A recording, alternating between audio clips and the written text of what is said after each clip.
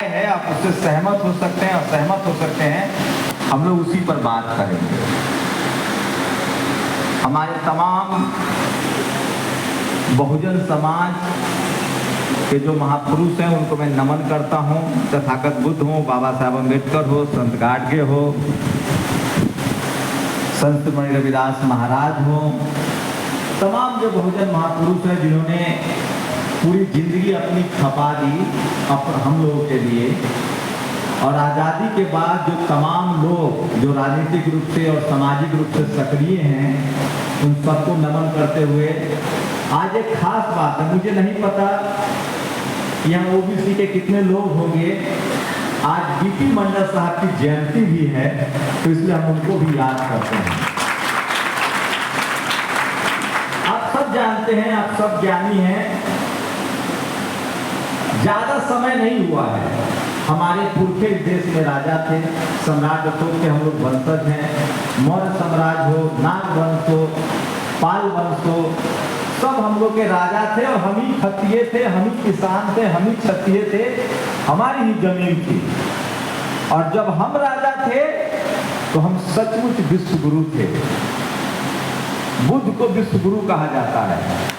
उस समय भारत में तक्षशिला, नालंदा, विक्रमशिला जैसी महान यूनिवर्सिटियां थी, जैसे आज यूरोप में कैम्ब्रिज है, ऑक्सफोर्ड है।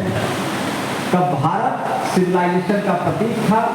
हड़प्पा और मोहनजोदड़ो की संस्कृत सभ्यताएं हैं, तो हम सिविलाइज लोग थे। हमारे मकान उस समय आज से 2500 साल पहले 10-10 मंजिलों की मकान थी। हमें पानी का पता था, स्नान घर का पता था, हम हाथी पालते थे। कार तो नहीं बना था, लेकिन हाथी, घोड़ा, ये सब यातायात के साधन थे। कहने का मतलब है कि भारत, जब बौद्ध में भारत था, जब सम्राट अशोक का भारत था, जब हमारे पुरखे राजा थे, तो हम सिविलाइज लोग थे, ज्ञानी लोग थे। और सबसे बड़ी बात, हम करुणा वाले लोग थे, जिनके अंदर दया थी। जिस सिकंदर ने हमारे देश पर हमला करने की कोशिश की, सम्राट अशोक ने वहां दवाइयां भिजवाई थी। तो हम ऐसे करुणामय थे, विश्वगुरु थे। बीच में एक दौर आया जब विदेशियों ने आक्रमण किया और हमें जातियों में बांट दिया और 4 कुव्यवस्थाएं पैदा की गई। देश को वर्ण व्यवस्था में बांट दिया गया और मनुस्मृति लागू किया गया। और उसके बाद कहा गया कि फलाना लोग पढ़ेंगे लिखेंगे और फलाना लोग सेवा करेंगे। और इस देश के जो मूल निवासी थे, हर दुनिया के हर देश में वहां का एक मूल निवासी होता है। जो हम इस देश के मूल निवासी थे, उनको शूद्र और अति शूद्र और अछूत बना के, और इतना ही नहीं, हजारों जातियों में बांट दिया गया और हम बढ़ गए। समय गुजरा, हमारा भी समय आया और बाबा साहब अम्बेडकर को संविधान लिखने का मौका मिला। उन्होंने क्या किया? जितने जिनको शूद्र, अति शूद्र और छूत बनाया गया, उन सबको उन्होंने SC, ST, OBC कहा। और किसान जातियां थी, उनके बारे में भी, जो OBC की जातियां थी, SC, ST और OBC का नाम दिया, अल्पसंख्यक समाज का नाम दिया। और सोचिए, ज्यादा समय नहीं हुआ है, 75 साल हुआ है बस, और 1000 साल की गुलामी हम लोग तोड़ चुके हैं, काट चुके हैं, और आज हम इस हॉल में बैठे हुए हैं। आप लोगों को लगता होगा कि कुछ काम नहीं हो रहा है, लेकिन ऐसा नहीं है। मैं पूरे देश में घूमता हूँ और जब मैं देखता हूँ अपने लोगों के शरीर पर बढ़िया कपड़ा, पैर में बढ़िया जूता, अब बढ़िया घर भी बन रहा है। और सोचिए, 1000 साल के शोषण को 75 साल में हम लोग पाटने में कामयाब रहे हैं। और अगर इसी ईमानदारी से, जैसे बाण से काम कर रहा है, तमाम बहुजन आंदोलनकारी काम कर रहे हैं और ईमानदारी से करते रहे, तो ज्यादा नहीं 10 साल और उसके बाद मान्यवर साहब का सपना पूरा होगा। मैं बहुत पॉजिटिव आदमी हूं। अगर हम खेत जोतेंगे, पेड़ लगाएंगे, अगर हम दिल्ली में ट्रेन में बैठेंगे तो हल्द्वानी पहुंचेंगे। अगर हम लोग आंदोलन चलाएंगे समय देंगे तो हमारा अधिकार भी मिलेगा और हमारी नस्ल का भविष्य भी अच्छा होगा। और सवाल ये है कि हम लोग किसी पर एहसान नहीं कर रहे हैं। जो लोग भी आंदोलन चला रहे हैं या मैं जो कर रहा हूं, ये कोई एहसान नहीं है। ये हम अपने बच्चों के लिए कर रहे हैं, हमारी नस्लों के लिए कर रहे हैं। हमारे बिहार में जब दो बाबू हुए थे, उन्होंने कहा था पहली पीढ़ी जेल मारी जाएगी, दूसरी पीढ़ी जेल जाएगी और तीसरी पीढ़ी राज करेगी। आज देखिए लालू यादव का बेटा राज कर रहा है। आज देखिए हेमंत सोरेन मुख्यमंत्री है, उसके पिता जेल में, उसके दादा की हत्या हुई थी। अखिलेश यादव राज कर रहे हैं, मायावती जी का भतीजा राजनीति में है। तो ये जो हम लोग आंदोलन में आ रहे हैं, ये मत समझिए कि ये टाइम खराब कर रहे हैं, इससे क्या होगा। या आप अपने बच्चों के भविष्य की लड़ाई लड़ रहे हैं कि वो जातिवाद से मुक्त हो और जातिवाद को करारा जवाब दे और कल आने वाले समय में वो एसपीडीएम सीएम पीएम बने। मानेकर साहब ने कहा था ना कि आरक्षण से लेंगे एसपीडीएम और वोट से लेंगे सीएम पीएम, और वो समय आ रहा है। लेकिन बीच बीच में जो जातिवादी है, मनुवादी है, वो अपना दिमाग लगाते रहते हैं। और चूंकि हम लोग 1000 साल तक जातियों में बटे रहे, आज भी बटे हुए हैं, तो इसी का वो फायदा उठा रहा है और फिर से जाति में बांटने की कोशिश हो रही है। मैं आप लोगों से ज्यादा समय नहीं लूंगा, 10 मिनट कुछ चीजें बताना चाहता हूं, बात करना चाहता हूं जो आप ऑलरेडी जानते हैं। बस हमें करना क्या है। हमें अपने जीवन में जैसे हम अपने स्वास्थ्य पर, परिवार पर समय देते हैं, ये हम लोगों की जिम्मेदारी है जो आरक्षण से पढ़ लिख कर आगे आए हैं या जो आरक्षण से नहीं, ऐसे भी पढ़े लिखे हैं। एक देश के नाते, एक राष्ट्र के नाते हम लोग राष्ट्रवादी हैं, इस देश को मजबूत बनाना चाहते हैं। हमारे पुरखों का देश है, बाप दादाओं का देश है। अगर इस देश को मजबूत बनाना है, अमेरिका चीन से आगे ले जाना है, अपनी जिंदगी बेहतर करनी है, मान सम्मान से जीना है, प्रकृति को बचाना है, पेड़ पौधे और जंगल को बचाना है, तो हमें कुछ काम करना पड़ेगा। हमें जातिवाद के खिलाफ खड़ा होना पड़ेगा और इस देश के सब नागरिकों को, 140 करोड़ 50 करोड़ आबादी को बढ़िया हेल्थ, बढ़िया एजुकेशन, बढ़िया पढ़ाई और बराबर का सम्मान और मौका नहीं मिलेगा, तब तक ये देश आगे नहीं जाएगा। आप लिख लीजिए, एक घर में जब सब कमाता है तो वो घर ज्यादा तरक्की करता है। जब एक कमाता है और बाकी बैठ के खाता है तो देश, वो परिवार तरक्की नहीं करता है।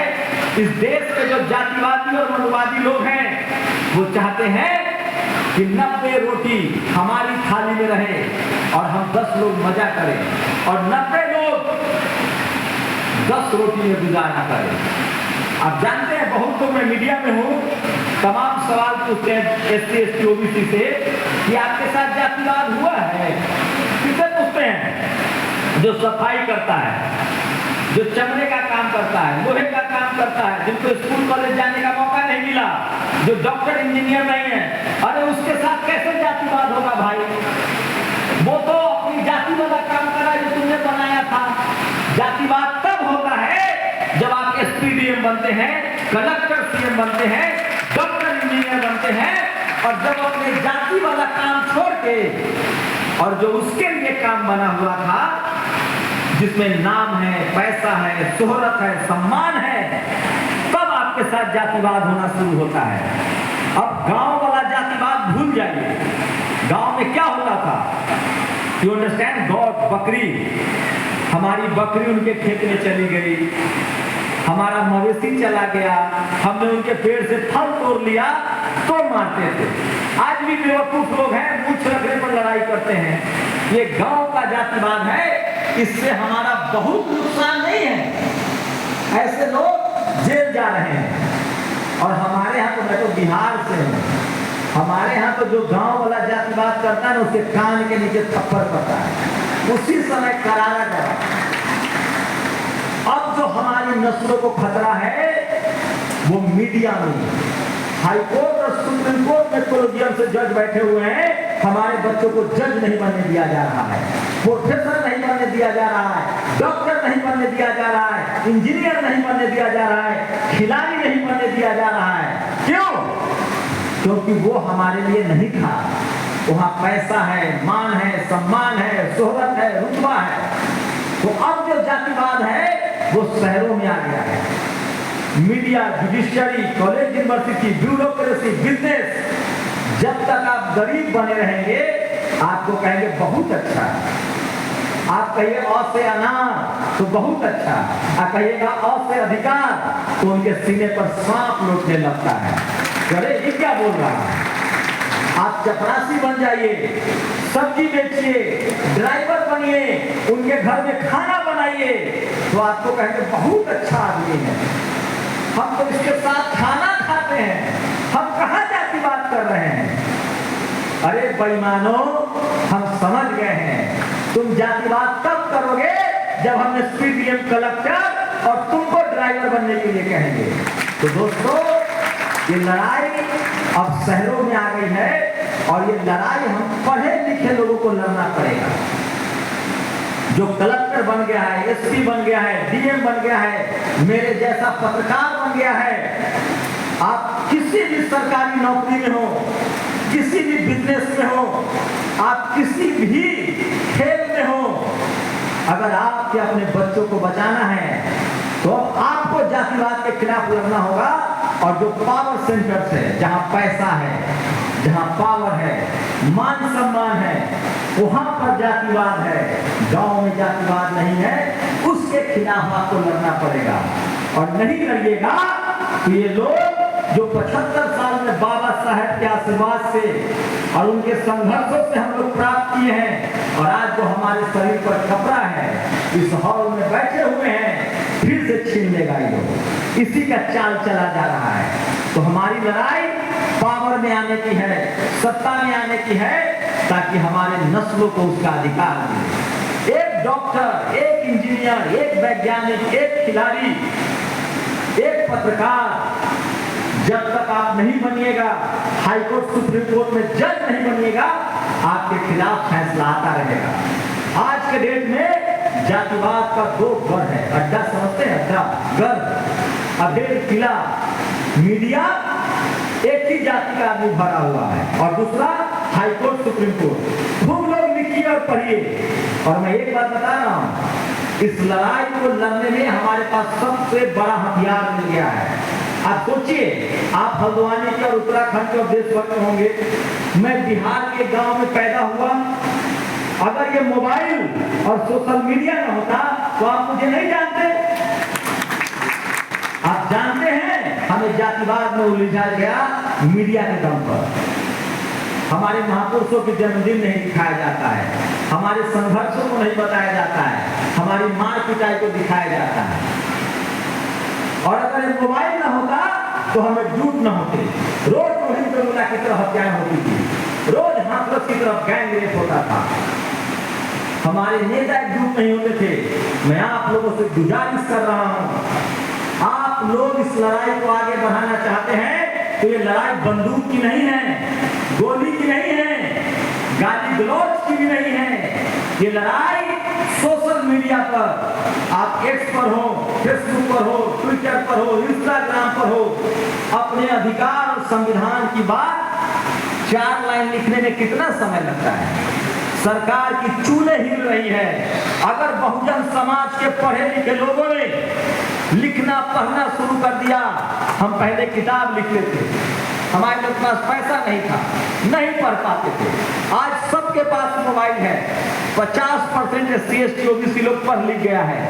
अगर हम पढ़े लिखे लोगों ने, डॉक्टर, इंजीनियर, वैज्ञानिक, चपरासी हो या क्लर्क हो, दिमाग को डर से निकालिए और अपने संवैधानिक दायरे में रहकर अपने संवैधानिक अधिकार के लिए संवैधानिक तरीके से लिखना पढ़ना शुरू कीजिए। कोई आपका बाल बांका नहीं कर सकता है, क्योंकि आज हम एकजुट हैं। और आज कोई उत्तराखंड में किसी SC समाज को बायकॉट करता है तो पूरे देश में खबर बनती है और उनको माफी मांगना पड़ता है। तो ये सबसे बड़ी बात है जो मोटा मोटी मैं कहना चाहता हूं। और ये लड़ाई हम किसी के लिए नहीं कर रहे हैं, किसी पर एहसान नहीं कर रहे हैं। ये लड़ाई हम इसलिए लड़ रहे हैं कि हमारे बाप दादा के साथ जो हुआ हम जो भोग रहे हैं वो हमारे बच्चे नहीं भोगे, और वो समानता, स्वतंत्रता और सम्मान की जिंदगी जिए। और बाबा साहेब ने कहा है जिंदगी लंबी नहीं, शानदार होनी चाहिए। जिंदगी इज्जत की हो तो वो शानदार होती है, जलालत से तो मौत बेहतर होता है। इसीलिए हम संविधान के दायरे में रहकर, हमारी संख्या जितनी हो गई है, हम एकजुट हो गए हैं, और मोबाइल हमारे पास है, सोशल मीडिया हमारे पास है, और जब हम बोलेंगे संवैधानिक तरीके से तो 100 में 90 वोट हमारा न है। हमारे खिलाफ जाके कोई सरकार ही नहीं बनेगी। लेकिन हम लोग की जिम्मेदारी भी है, जो हमारे भाई पीछे छूट रहे हैं, यकीन मानिए, अगर आपको लगता है कि आप डॉक्टर हो गए, इंजीनियर हो गए, वैज्ञानिक हो गए, बिजनेसमैन हो गए, कुछ पैसा कमा लिया, घर बना लिया और आप बच जाएंगे, तो आप नहीं बचेंगे। आपको अपनी संख्या बढ़ानी होगी। संख्या बढ़ाना मतलब पढ़े लिखे लोगों की संख्या बढ़ानी होगी, और जो हमारे समाज का आदमी पीछे छूट रहा है, जो लाचारी और बेबसी में मजबूर है, उसके बच्चे को हाथ थामना पड़ेगा और पे बैठ के सोसाइटी करनी पड़ेगी। और जब तक हमारे समाज में 100% लोग शिक्षित नहीं हो जाते हैं, तब तक ये आंदोलन चलता रहना चाहिए, और हमारी जिम्मेदारी है। और सुन लीजिए, क्या कीजिएगा धन संपत्ति, मरना सबको है। बुद्ध ने कहा है सबसे बड़ा धन है आपका स्वास्थ्य। हम लोग मेहनत लोग हैं, स्वास्थ्य अच्छा है। सम्मान की लड़ाई है, बराबरी की लड़ाई है, और देश को आगे ले जाने की लड़ाई है। इसलिए हम अपनी कमाई का, बाबा साहब ने जो कहा है, उतना हिस्सा भी समाज के लोगों के लिए काम करेंगे, तो इससे बड़ी मानवता और कुछ नहीं हो सकती है, और आप दुनिया में अमर हो जाएंगे। हम कहते हैं ना, आप अपना किडनी दान कीजिए, आंख दान कीजिए, ऑर्गन दान कीजिए, आपका आंख से कोई दूसरा देखेगा मरने के बाद। अगर हम अपनी कमाई का कुछ हिस्सा जो हमारा आदमी पीछे छूट रहा है उस पर करेंगे, कल वो जब कुछ बन जाएगा तो वो एहसान नहीं भूलेगा। अरे भूलने के लिए तो अपना बेटा भी भूल जाता है, तो क्या उसको मार देते हैं? तो हम लोग की नैतिक जिम्मेदारी है, सामाजिक जिम्मेदारी है। और ऐसे भाषण नहीं दे रहा हूं, मैं इसको जी रहा हूं। और डर बिल्कुल दिमाग से निकालिए। और ये लड़ाई जो मजदूर है, जो गरीब है, जो पढ़ा लिखा नहीं है, जो आज भी लाचार बेबस है, वो नहीं लड़ सकता है। जातिवाद का मकरजाल जो है वो तब समझ में आता है जब आप बड़े बड़े पदों पर पहुंचते हैं। हम लोग भी हायर एजुकेशन में नहीं आते, पत्रकारिता में नहीं जाते, टेलीविजन में नौकरी नहीं करते, तो जातिवाद नहीं समझ में आता। आप सब लोग जो है बैठे हुए हैं, वो आप पढ़े लिखे लोग हैं, जो मंच पर बैठे हुए हैं, आप लोग पढ़े लिखे लोग हैं। हमारे महापुरुष थे जो पढ़े लिखे, तब जातिवाद समझ पाए कि बहुत महीन जाल बुना हुआ है। इसको समझने का एक ही रास्ता है, पढ़ाई लिखाई। और जो हम लोग समझ बुझ गए हैं, हमारी नैतिक जिम्मेदारी है कि 1 घंटा समाज के लिए और कुछ अपनी कमाई का हिस्सा समाज के लिए दे, ताकि हम जिस दिन 100%, 90%, 60%, 70% लोग पढ़े लिखे हो जाएंगे, हमारे साथ कोई अन्याय नहीं होगा, और अन्याय करने से पहले सोचेगा। आज हम लोग नौकरी कर लेते हैं, आरक्षण है, रिजर्वेशन है, मेरिट है, मौका मिल रहा है। एक भी SC, ST, OBC और अब तो किसान जाति के लोग सम्मान से नौकरी नहीं कर पाते हैं साहब। रोज उनके साथ प्रॉब्लम होती है। आप जज बन जाइए, जस्टिस कर्मन की तरह जेल में डाल दिए जाएंगे। आप SPDM बन जाइए, आपका CR खराब होता है। क्यों? क्योंकि हम समाज के तौर पे एकजुट नहीं है। हमें समाज के तौर पे एकजुट होना पड़ेगा, और ये जिम्मेदारी हम लोगों की है, पढ़े लिखे लोगों की है, और हम सबको बोलना पड़ेगा। और ये देश के लिए, इस समाज के लिए और मानवता के लिए बहुत जरूरी है। और हम लोग इसीलिए पूरी दुनिया में सम्मान के हकदार होंगे कि हमने शोषित वंचित समाज में होते हुए उनका हाथ थामा है। दुनिया में कोई अमर होने नहीं आया है, कोई धन संपत्ति लेके नहीं जाएगा। आप सोचिए, भगवान बुद्ध अगर वो राजा बनते तो उनके राज के लोग जानता, वो भी अच्छा बुरा कहता कि राजा खराब था या अच्छा था। उन्होंने करुणा का मार्ग अपनाया, मानवता का मार्ग अपनाया, तो आज पूरी दुनिया जानती है। राजा बनते तो कितना लोग जानता, बाबा साहेब नौकरी कर सकते थे, कितना लोग जानते, फूले साहब, पेरियार, अंबेडकर, जगदेव बाबू, माननीय कांसी राम साहब। अगर महान बनना है तो नए रास्ते पर चलना होगा, और दो काम आप लोग कीजिए। जो पढ़े लिखे लोग हैं, किसी कीमत पर संकोच मत कीजिए। हम लोगों को सब काम आता है, सड़कें हम बनाते हैं, बिल्डिंगें हम बनाते हैं, खेत हम जोते, सारा मेहनत का काम हम लोग करते हैं। बस हम लोग को जबान चलाना नहीं आता है, बोलना नहीं आता है, और बोलने से पहले हिचकिचाते हैं, डरते हैं। अपने संवैधानिक अधिकार के लिए बोलिए, हिचकिचाइए मत, अपना जीव लंबा कीजिए, उस दिन आप इस देश के हुक्मरान बनेंगे। शब्दों में शक्ति है, शब्द से आप इस देश को जीत सकते हैं। प्रधानमंत्री क्या करता है? हल चलाता है, भाषण न देता है, जवान न चलाता है। तो हम लोगों को अपने संवैधानिक अधिकार के लिए संविधान में जो अधिकार है और संवैधानिक तरीके से अपनी बात रखनी है, अपनी बात करनी है। और मैं फिर कह रहा हूं, राजनीतिक लड़ाई बगैर जीते, सामाजिक लड़ाई के बगैर हम राजनीतिक, मैं बाम से मंचों पर इसलिए आता हूं कि एकदम मान लीजिए, गांठ बांध लीजिए, बिना सामाजिक बदलाव के राजनीतिक बदलाव नहीं होगा, और बिना राजनीतिक बदलाव के आप अमीर नहीं हो सकते। जिसकी सत्ता होगी वही ठेकेदार बनेगा, वही डॉक्टर बनेगा, वही इंजीनियर बनेगा, और सत्ता उसी के हाथ में होगी जहां इस तरह के कार्यक्रम होंगे सामाजिक बदलाव का। तो सामाजिक बदलाव, राजनीतिक अधिकार, और तब संपत्ति का अधिकार मिलेगा। तो बात के तमाम साथियों का बहुत बहुत शुक्रिया।